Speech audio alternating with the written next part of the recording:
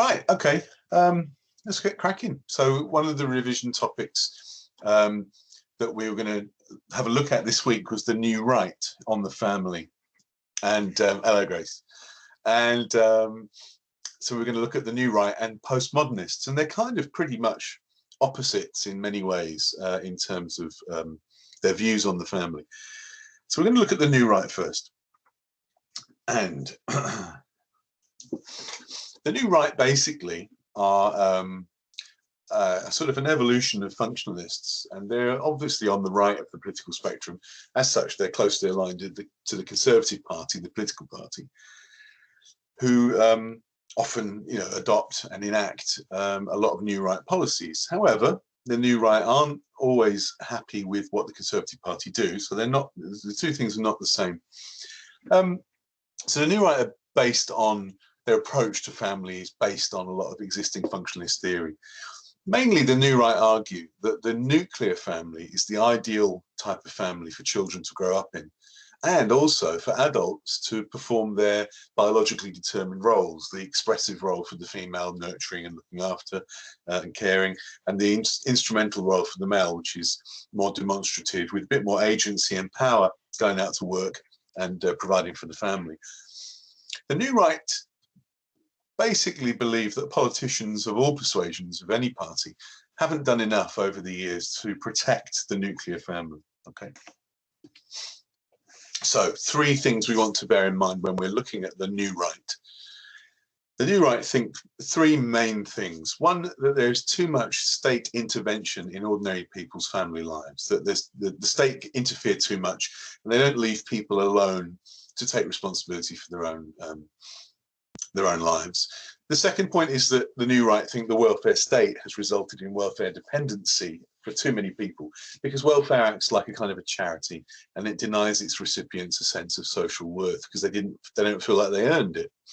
And the third thing about the new right is they believe that the free market is a more efficient way of allocating resources than the state. Okay, so they believe in competition and market forces. Let's look at this first one in more detail then.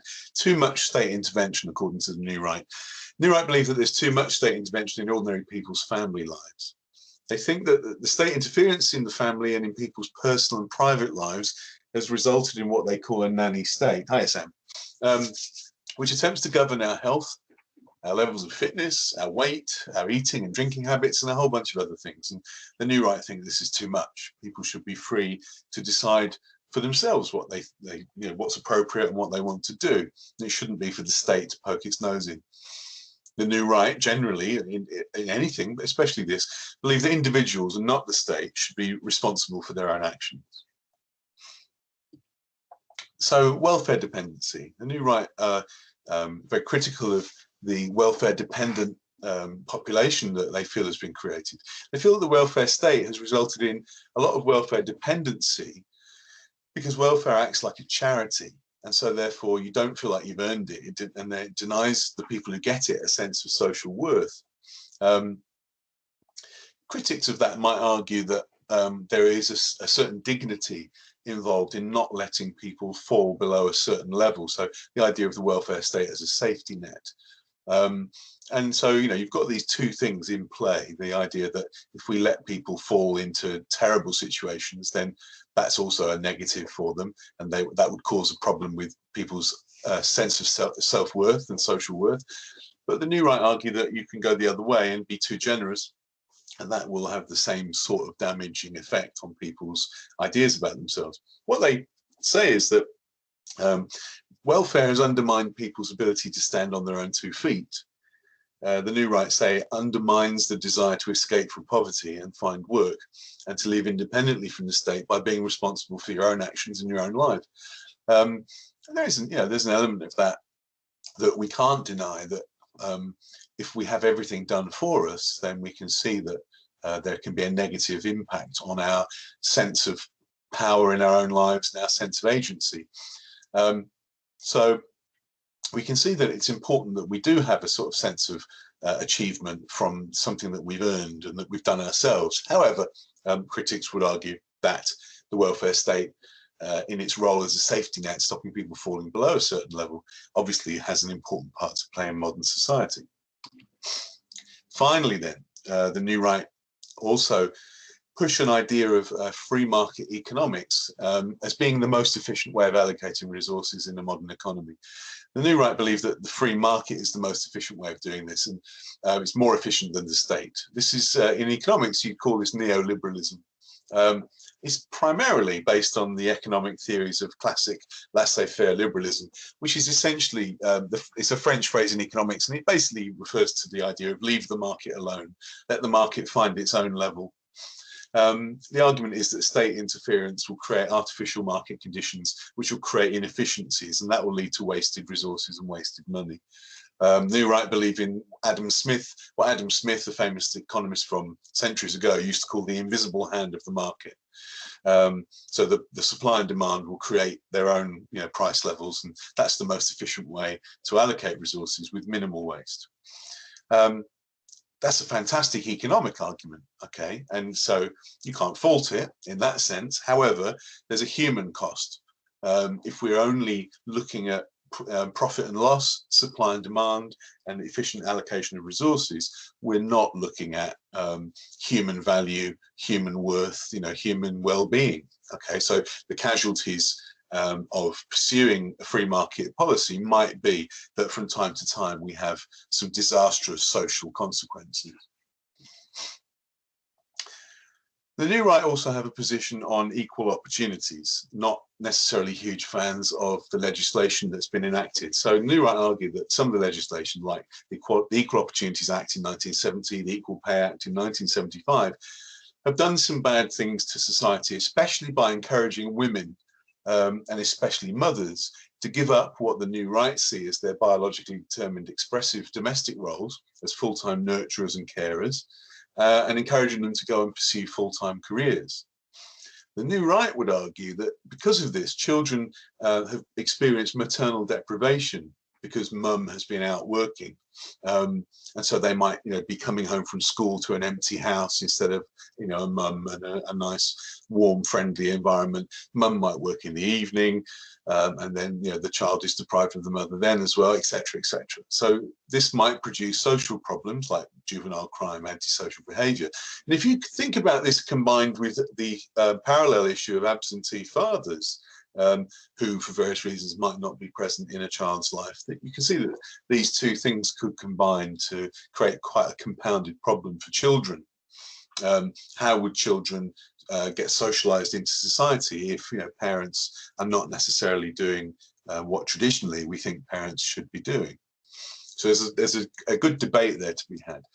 The New Right argue, in fact, that there have been very few social policies, such as tax incentives, that encourage women to stay at home with their children. Okay, so this is their way of looking at things. The New Right also feel that the nuclear family has been under attack for some time. So New Right sociologists like Charles Murray, David Marsland, argue that the ideal family should have some of the following, if not all of the following. Parents who are married is a big factor. Mothers who stay at home to fulfill their expressive role, and fathers who go out to work and provide for the family in their instrumental role. And they also argue that families shouldn't be receiving benefits. If the mother is doing her job and the father's doing his job, there's no need for benefits, there's no need for welfare. New Right thinkers are critical of a lot of functionalist ideas about family based on social policy that's been enacted, which a lot of functionalists are happy with. The New Right believe, though, that marriage and the nuclear family have been in decline and have been under attack because of state social policies that have been put into place. The New Right argue that state social policy has encouraged women to abandon their family responsibilities. We've talked about it, especially their biologically determined expressive roles as carers and nurturers.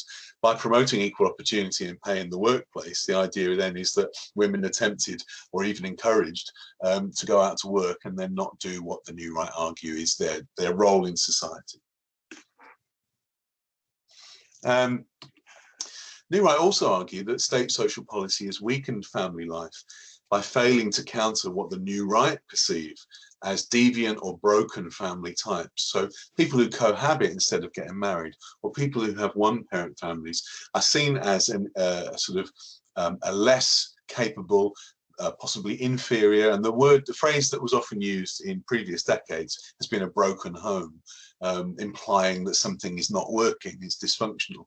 And these are things that, in the modern era, we might view them as excessively critical, but the New Right argue that it's an accurate description of what they see going on in those homes.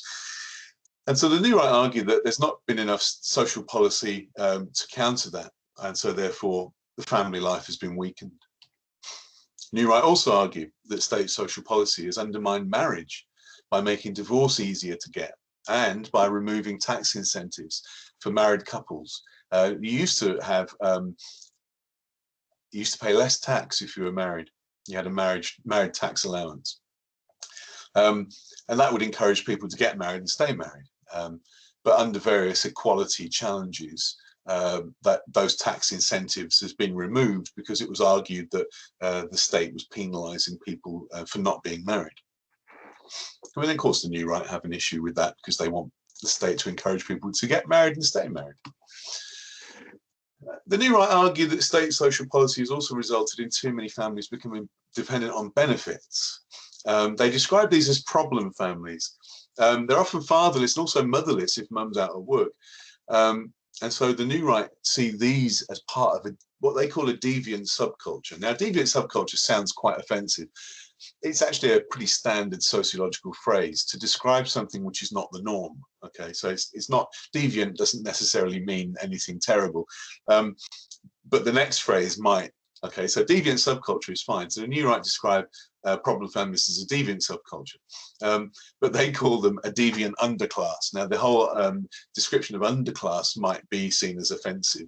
The New Right described this deviant subculture as a deviant underclass, a segment of society that chooses to be jobless and is mainly found in impoverished urban areas.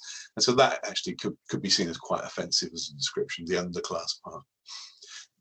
Charles Murray, in his work in 1989 and 1990, argued that the underclass are one of the big problems of modern life, that they engage in deplorable behaviour, they commit crimes, they have illegitimate children, they fail to socialise them properly. This causes a rise in social problems like juvenile crime and also educational underachievement, which then leads to a lack of success in the job market and repeats the cycle as they have children, repeats the cycle of underachieving, an underclass of underachievers who are welfare dependent from generation after generation. And Murray sees this as a big social problem. The New Right also argue in this idea of the nuclear family being under attack, that state social policy has undermined morality by promoting sex education in schools, which is too permissive. It's promoted homosexuality, and especially gay marriage, and adoption, as well as contraception for teenagers, which the New Right believe shouldn't be so freely available from the welfare state, the NHS.